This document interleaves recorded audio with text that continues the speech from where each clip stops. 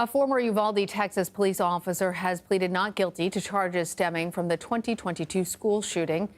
Adrian Gonzales appeared in court today and pleaded not guilty to 29 counts of abandoning and endangering a child by failing to confront the shooter. Former police chief Pete Arredondo also faces charges, but he waived his arraignment. He has pleaded not guilty.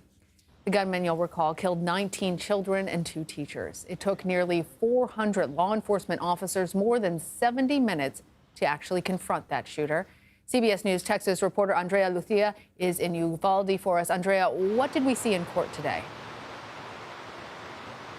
Yeah, well, keep in mind, this was the first opportunity that victims' families had to see Adrian Gonzales in person. So dozens of them showed up. They took up the first 5 rows of the courtroom.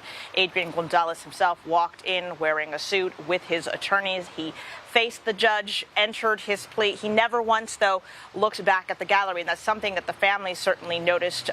One told me it was a slap in the face. Another man, though, did give him credit, at least for showing up at all.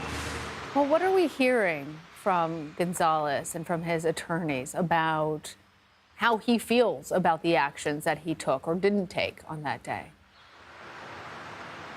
Yeah, Gonzales's attorneys did speak to reporters after the hearing. I asked one of them, how Gonzales was feeling walking into today. He says Gonzales was feeling innocent about his actions. He doesn't feel like he was the horrible monster in this scenario responsible for these deaths. His attorneys say, this is sort of uncharted territory here. This is the first time that a Texas law enforcement officer has been charged with this specific law. And they're also wondering, why Gonzales was singled out. Again, there were more than 370 law enforcement officers who responded to Robb Elementary, and so far only 2 have been criminally charged, and Gonzales with nearly 3 times the number of counts that his former boss was. All right. I'm wondering, in the time that we have remaining, Andrea, do we expect to see more officers potentially face charges?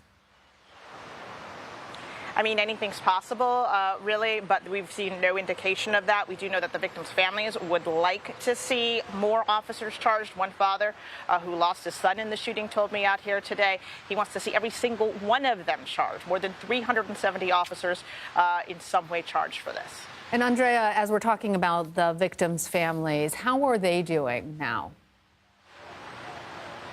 It's difficult. It's been more than 2 years, and, you've got sort of 2 groups. You have those who have lost their children and are working to keep their memories alive. And then you have 17 with children who were injured, in some cases severely injured, who are dealing with not just physical but emotional trauma that they're dealing with.